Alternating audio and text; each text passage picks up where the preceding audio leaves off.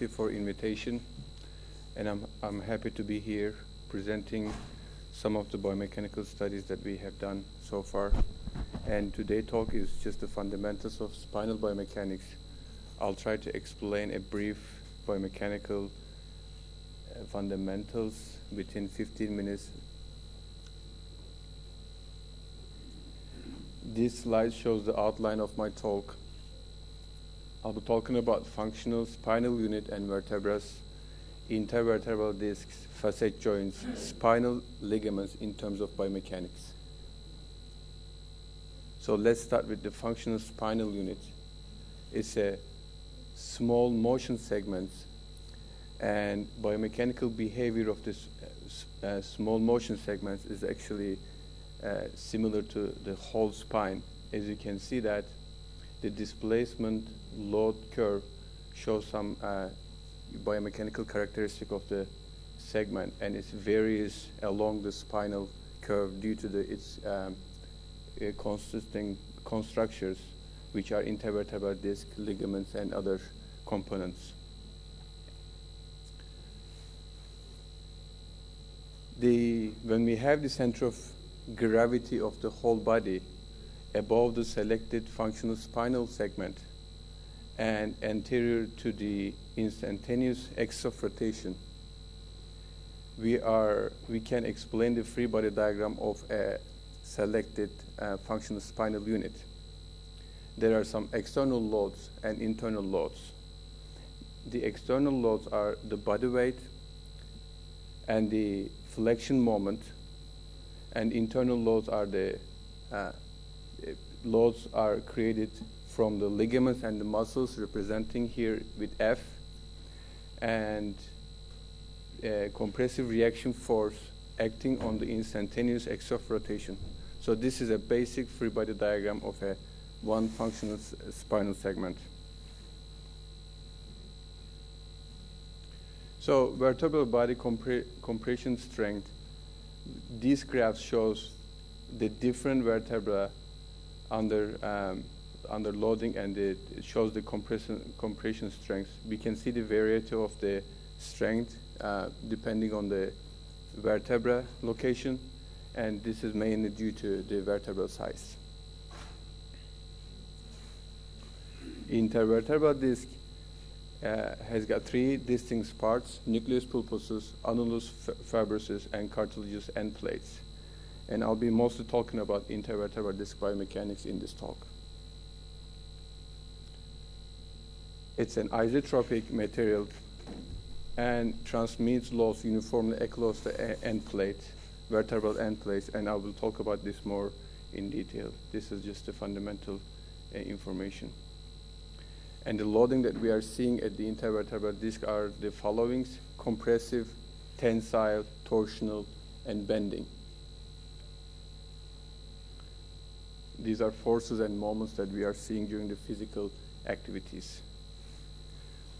And one thing that we need to understand, the duration of application, we can mainly categorize it in two sections. One is the short duration, high amplitude. For example, jerk lifting.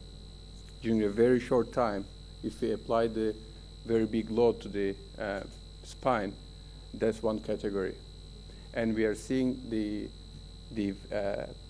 sort of failure mechanism over here due to the high amplitude during the short duration. And it's unrepairable failure that we can see with this. There's the other one is long duration within the with the low amplitude. This is basically what we have during the daily physical activities. Because the disc exhibits some time-dependent properties, we are seeing a failure mechanism with this long duration, low amplitude. It might be mine. I'm sorry about that.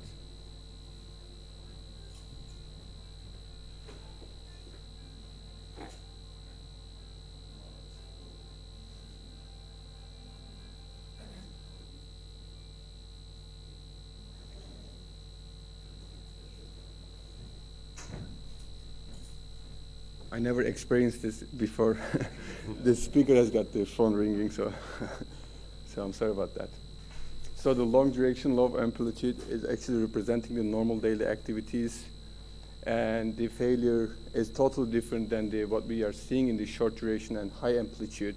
It's basically the fatigue failure that we are seeing over the time during the daily activities. Okay, so the disc shows some viscoelastic structure. We know that the disc has got viscoelastic properties and subject to physiological and traumatic loads. But here is important. It is important to distinguish between the load applied and the stress produced within the disc material. This is why. So we calculate the stress at a point in tissue as force per unit area. So when the stress at the point exceeds the strength of the tissue, so we can see the failure, right? So in order to understand the failure mechanism within the disc or the structure, it is necessary to know the orientation of the magnitude of the stress generated in response to the load. So we have to know the load, but load is not the property that we should understand in terms of understanding the failure of the structure. So we're going to look at the stresses under the certain loading that we have it on for the spine. So the stresses may be tensile, compressive, or the shear. So there are three kind of stresses. In general, stresses are difficult to measure. So we use some mathematical methods, finite element models, to be able to identify the stresses under certain loadings. So let's start with the compression characteristic. So the major compression carrying component of the spine is the intervertebral discs. Okay? When we apply a compressive load on top of the one segment, we are seeing the bulging on the horizontal plane, right? And in clinically, we are seeing the herniation on the posterior lateral side of it. So the compression loading is not the cause for the herniation. So when we have a pure compression, it actually accommodates by the nucleus pulposus, so that the load actually transferred evenly around the disc and also transmitted to the end plate evenly. So we don't see any damage to the disc when we have the compression load. We know that from the biomechanical studies that no matter how extensive we apply the compressive load, we don't damage the disc, we damage the end plates. We see some cracking from the end plate or the vertebra. So the compression is not a big deal for the disc. Have a look at the stresses under the compression. So we have a tensile stress along the nucleus fibers, and we have axial and circumferential stresses as a compressive stress. So two kinds of stresses that we are seeing under the compressive loads. When the disc gets damaged, when the nucleus dried out, the story is little different, of course, and the load transmission is a little different. I will explain in the next slide. But when we don't have a proper disc over here, then the tensile stress we are seeing on the annulus fibrosus is still tensile stress at the outer layer of the intervertebral disc, but it's compressive stress that we are seeing on the annulus fibrosus in the inner layer. And the axial and circumferential stresses are still the compressive stresses. So two stress we are seeing under compression load. So the end plate, we connect to the previous slide, that when we have a normal disc, the load actually transfers mostly in the middle of the end plate, in the inferior vertebra, so that we are seeing mostly the failure around this area. But when we don't have the proper disc and dry out the nucleus part of it, the compressive load is actually transmitted through the edges, and then the failure mechanism is different on the end plate. So this is the second type of loading that we are seeing. So we don't really see a tensile loading during the daily activities. but we are seeing tensile stresses under different physical activities. For example, during the flexion, extension, lateral bending, some part of the disc actually experiencing the tensile stresses. And this graph shows the tensile strength of the intervertebral disc, and we are seeing that posterior and interior part of the disc is actually stronger than the mid side of it. And then, as I said, the tensile stress we are seeing during the flexion extension. I will talk about this in a bit. And this is another loading scenarios. It's the bending characteristic. And we are seeing the disc bulge during the anteriorly during the flexion. Let's say this is the flexion side, and we are seeing some tension stresses at the posterior and the compression stresses in the on the anterior side of it. So the bending gives us two kind of stresses, tensile stress and the compressive stresses, and the bulging occurs where the concave part of the loading is. There's another one, torsional behavior. We can see the torsional behavior with the axial rotation. So the axial rotation is actually regulated by some of the components of the spine.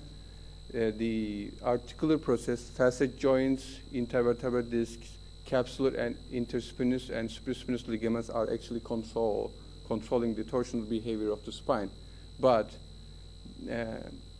be in mind that the 90% of the limitation comes from the intervertebral disc and the facet joints. Only 10% is actually controlled by the spinal ligaments. So by saying that we know that from the biomechanical studies that the 20 degrees of the axial rotation may actually cause the disc herniate, because it basically controls by the intervertebral discs. And also more than 30 degrees axial rotation cause the failure of the neural arc and some facet joint problem. So I forgot to say that what kind of stresses that we are seeing under the torsional loading. The stress that we are seeing is actually shear stress. So let's have a look at what is shear stress. This is particularly important. Bending moment and the torsional moments are particularly important because that's what we are seeing some intervertebral disc problems. So the shear stress is not uniformly distributed. Like for example, in the torsional, we are seeing the components of the intervertebral disc can accommodate some normal stresses, but there is no mechanism in the intervertebral disc that accommodates any shear stresses.